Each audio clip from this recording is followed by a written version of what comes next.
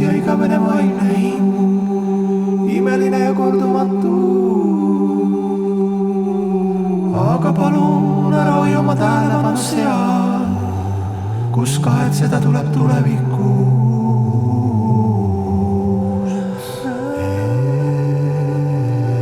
Taha lihtsalt alandlikult ja tänulikult teenida kõige kõrgemat kõiki ja kõike oma kasu püüdmatu.